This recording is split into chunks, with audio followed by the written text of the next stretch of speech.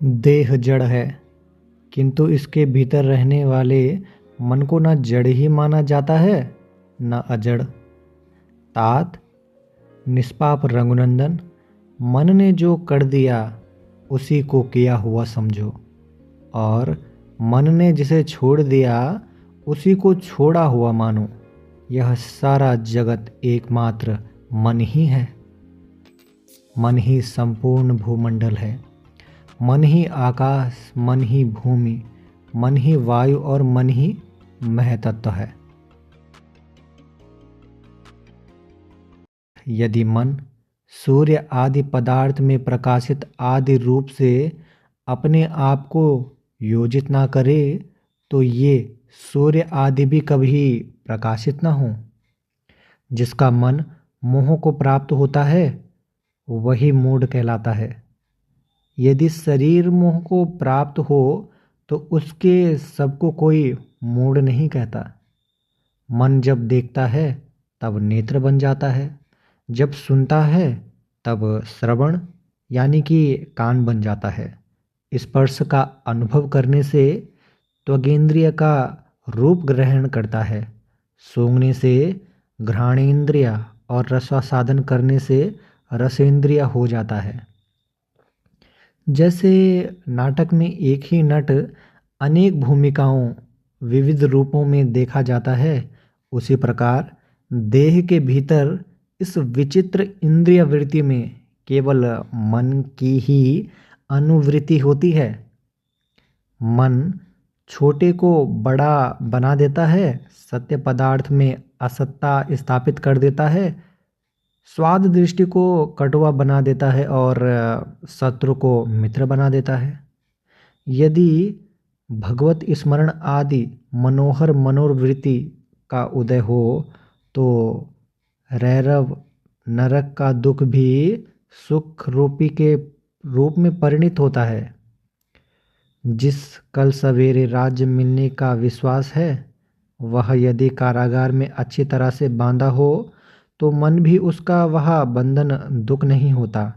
मन के जीत लिए जाने पर सारी इंद्रियां स्वतः वश में हो जाती है।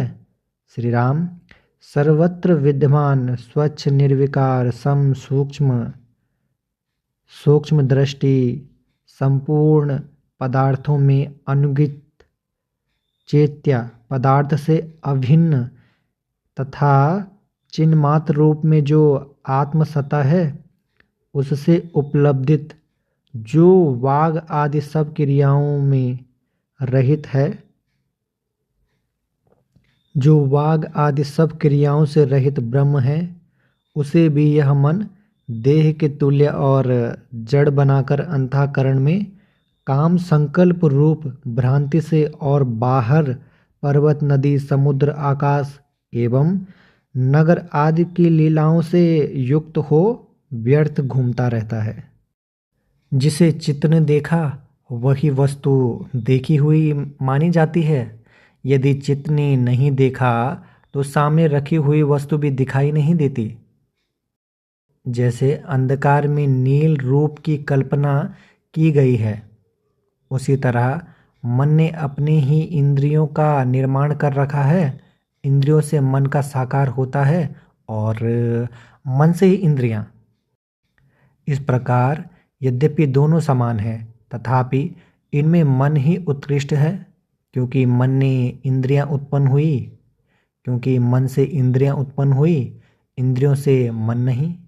इस तरह चित्त और शरीर एक दूसरे से अत्यंत भिन्न होने पर भी जिनकी दृष्टि में इन दोनों की एकता है, अर्थात जो चित्त और शरीर दोनों को जड़ कोटि में मानकर उन्हें एक सा समझते हैं, वे ज्ञेय यानी आत्मा के ज्ञाता परम ज्ञानी महात्मा हम सबके लिए वंदनीय है।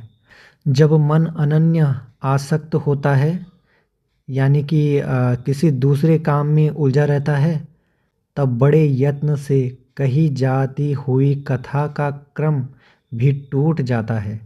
स्वप्न में जब मन उल्लास को प्राप्त होता है तब हृदय के भीतर एक निर्मित हुए नगर एवं खेल पर्वत आदि विस्तृत आकाश में निर्मित नगर और पर्वत आदि के समान अपने अपने कार्य को करने में समर्थ दिखाई देते हैं। जैसे चंचल समुद्र अपने आप में ही तरंग रूप का विस्तार करता है, उसी तरह मन स्वप्न अवस्था में अपने विक्षिप्त हुए हृदय से ही पर्वत और नगरों की श्रेणी को फैला देता है। जैसे समुद्र के भीतर जल से तरंग और छोटी छोटी लहरें प्रकट होती है, उसी तरह देह के भीतर मन ही स्वप्न पर्वत और नगरों की पंक्तियां प्रादुर्भाव होती है। जैसे पत्र, लता, फूल और फल की शोभा अंकुर का ही स्वरूप है, उससे भिन्न नहीं। उसी प्रकार जागृत और स्वप्न की विलास भूमिका उससे भिन्न नहीं है, मन से भिन्न नहीं है। जैसे सुवर्ण नारी प्रतिमा सुवर्ण से भिन्न नहीं है, उसी प्रकार जागृत और स्वप्न अवस्था की क्रिया लक्ष्मी चित्त से पृथक नहीं है। जैसे जल का वैभव ही धारा, जलकण, तरंग, फेन आदि शोभा के रूप में दृष्टिगोचर होता है, उसी प्रकार जगत के विविध पदार्थों के रूप में चित्त का विचित्र ही वैभवशाली नानत्व प्रकट होता है।